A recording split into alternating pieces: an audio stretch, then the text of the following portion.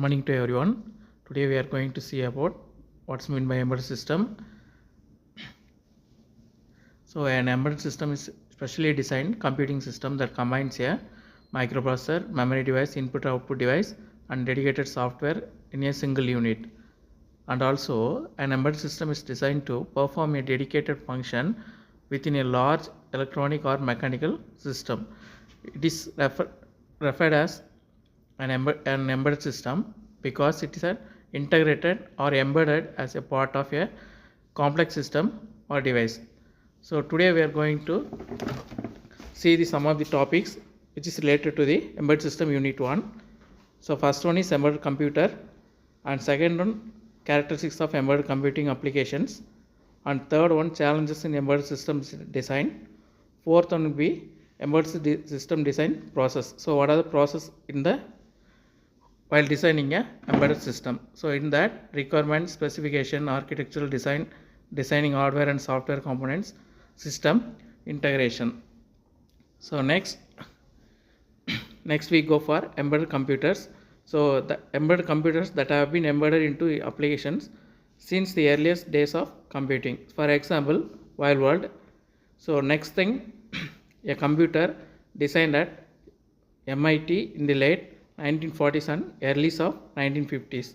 So it supports a real-time operation.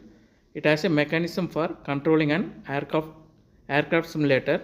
So extremely large physically when compared to today's computers. So next thing, computers were proposed to control chemical process in the late of 1940s. So a microprocessor is a single chip CPU. At first, microprocessor, the Intel 4004 was designed for an embedded application. That's nothing but calculator. So the calculator is not a general purpose computer. It is provide basic arithmetic functions. Integrated circuits designed are expensive and time consuming process. The ability to reuse the hardware designed by changing by software was key breakthrough. So next, so microprocessor are classified based on their word size. So we know an 8-bit microcontroller designed for low cost applications and includes onboard memory and I/O devices. So next, a 16-bit microcontroller is often used for applications that require either longer word length or of chip, I/O and memory. So next thing, 32-bit, this microprocessor offers very high performance for computation and intensive applications. So next thing, microprocessor types. So we have known microwave oven. So as one microprocessor to control oven operations. Next thing, advanced thermostat systems to change the temperature level at various times during a day. So next thing, modern camera. It has a powerful feature that can be added under microprocessor control. Next one, digital television. It uses as embedded processors. So next thing, what are the characteristics of embedded computing applications? First characteristic is complex algorithms. The operations performed by the microprocessor may be very complex. For example, the microprocessor that controls an automobile engine must perform filtering functions to optimize the performance of the car while minimizing the pollution and fuel utilizations. So this is the first characteristics. So next one, user interface. So microprocessors are frequently used to control complex user interfaces that may include multiple menus and many options. For example, global positioning system is nothing but GPS, which is everyday day-to-day life we are using. So third one, real-time characteristics. Many embedded computer systems have to perform in real time. So that is, if the data is not ready by a certain deadline, the system breaks. Missing deadlines in printers that can result scrambled pages. It's nothing but the printer operation while using in the embedded systems. So fourth one is multi-rate.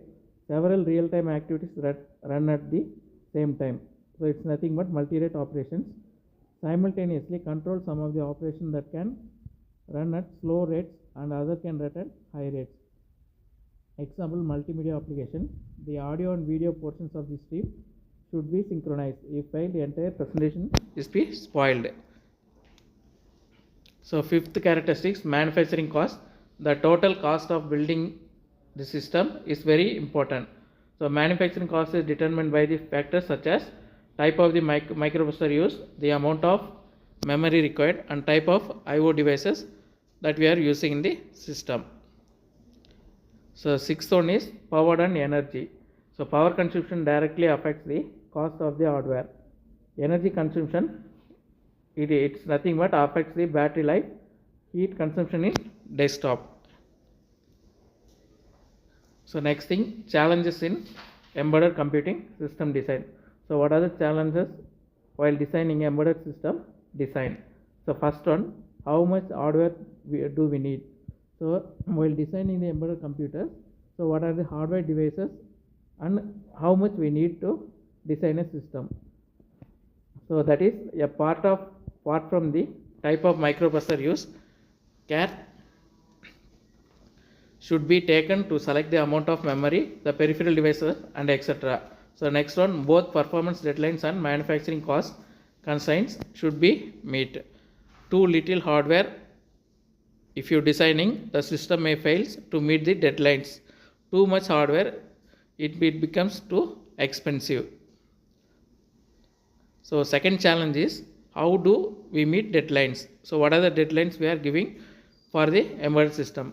So first one is the brute force way of meeting the deadline is to speed up the hardware so that program runs faster. So next, it makes the system more expensive. And third one, increasing the CPU clock